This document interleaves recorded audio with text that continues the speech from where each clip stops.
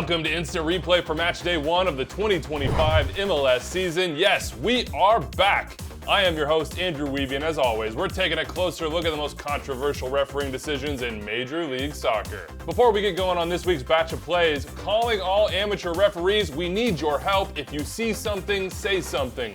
Any controversial call is one we want to know about. Use the hashtag Instant Replay. All right, let's get it started. To Miami we go on opening day, New York City in town, 23 minutes in, and Alonso Martinez is getting behind the Miami back line. Tomás Avilés is defending, he's beat, then he's pulling, he's tackling, he wins the ball, and Alonso Martinez goes down. Referee Alexis de Silva blows his whistle, goes to the back pocket, and out comes a red card for DOGSO, denying an obvious goal-scoring opportunity.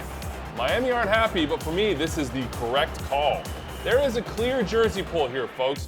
Look right there on Alonso Martinez's hip. That's not debatable, and it might not be a ton, but you can see how the pull prevents Martinez from maintaining his path to the ball and getting off a shot 1v1 with the goalkeeper. So, clear denial of a goal-scoring opportunity and a red card. Now, the question is it a penalty kick? And that's why you see a longer check taking place. If the hold from Avilés had continued into the penalty area, it would be a red card and a penalty. For me, that hold from Avilés stops right on the edge of the area before Martinez enters the penalty box. Therefore, no penalty. All right, is it just me, or do DOGSO Redsos come in pairs? Another denial and obvious goal-scoring opportunity situation in Portland on Sunday. Vancouver in town, Brian White in behind in the 11th minute. Kamal Miller chasing him down. White is alone, he is in on goal, and White goes down. It appears pulled on his right shoulder by Kamal Miller's right hand. The referee, Victor Rivas, goes to the back pocket. Red card, DOGSO. What do you think, especially compared to the Avilés play? Here's my take. This one, for me, is just a little bit softer. The grab from Miller is not quite as explicit and obvious, but it is still there. You can see Miller pull just a little bit on the right shoulder of Brian White, taking him off balance and preventing him from having an obvious goal-scoring opportunity. Remember, White is in on goal. He's the last man, and Kamal Miller is dragging him down. Without the foul, White will have an opportunity to shoot on the Timbers net. So for me, this is a red card, but I can understand Timbers fans that say, maybe that's a little soft. Houston-Dallas, the game winner, had a little hint of controversy, 76th minute. Jack McGlynn, the new addition to the Dynamo, has the ball on the top of the 18-yard box. He's looking for a pass, and then he's going down under pressure from an FC Dallas player. Don't blink, the ball goes the other way, and FC Dallas score. In the moment, this looks like a foul. And in my mind, I'm thinking, oh boy, Houston has a right to be frustrated because the referee, Armando Villarreal, doesn't call it, and the VAR, Jose Carlos Rivero, doesn't recommend review. But when you watch closer, there is no pull on McGlynn's jersey. There's not significant contact in my opinion. He just goes down looking for the foul. In the end, I'm okay with the no call on the field, and because it's not clear and obviously a foul, this is never gonna go to video review. Cincinnati Red Bull, 54th minute, a scoreless game. DeAndre Yedlin in the box, and oh boy, Morales, the new left back for the Red Bulls, steps on his heel. I see that. You see that, right? Live, it's understandable. That would be hard to see for Lucas Spala, the referee, but I don't understand why Edwin Jurasevich, the VAR, did not recommend this for review. In my opinion, this is a clear and obvious foul. Morales steps on the heel of Yedlin. That is not incidental contact in my opinion. For me, this should have been a penalty. As it stands, no penalty on the field, no review, and Cincinnati still won 1-0.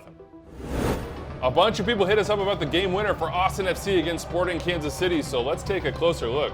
76th minute, Osman Bukhari hanging out on the back post. Here comes the ball. Boop, it finds him. Boop, he redirects it into the back of the net, and Austin are celebrating, only, hold on, did that hit his arm or hand? Let's take a closer look. Certainly more looks than Chris Pinso, the referee, or even Elton Garcia, the VAR, could have taken in this time. And boy, I've watched it for 5 minutes and I have no idea, folks. To me, it looks like it came off Bukhari's face or perhaps his shoulder, and I don't see any sort of redirecting or change of trajectory on the ball that would indicate it hit that arm. And because there is no clear and obvious evidence that this hit the arm, this goal stands, and I think that's the right decision.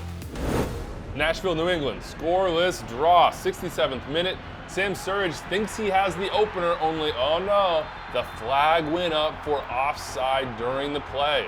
Marcus de Oliveira, the referee, blows his whistle, disallows the goal.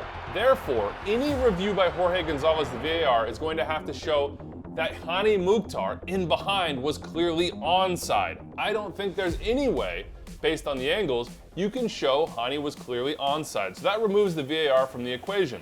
So let's just try to eyeball this thing for ourselves, as Ross Smith, the commentator, did on the play. It looks tight. It looks like Hani could be onside. But as Smith correctly notes, we do not have a camera angle directly down the line. The only person looking down that line is the assistant referee who raises his flag. In this case, for me, the refereeing crew made the right decisions. AR in the right position, makes his decision, no review allowed. Nashville might feel aggrieved here, but I have no issues with how this one went down. All right, let's take a closer look at potential violent conduct in the Columbus Fire game. 56th minute, Yevhen Cheberko and Brian Gutierrez getting into it. Here they are on the sideline, and Gutierrez is going through the back of him. Cheberko grabs the back of his head and goes down.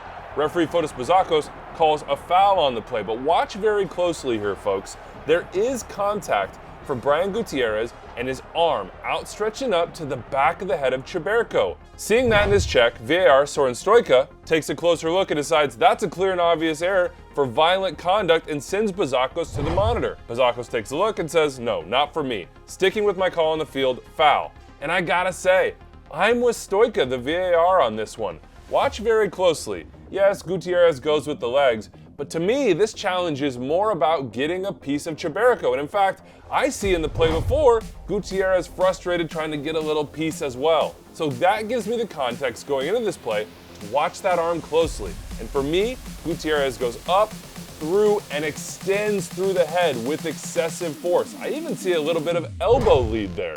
Given the fact that excessive force is used to the head, in my opinion, this is violent conduct, and I agree with the VAR. All right, that's it for us for MLS Matchday 1. Remember, if you see something, say something. Hit me with the minute in the game and use the hashtag #InstantReplay. Big thanks to my producer, Rich Hernandez, and editor, Aldo Medina. I'm Andrew Wiebe. We'll see you next time.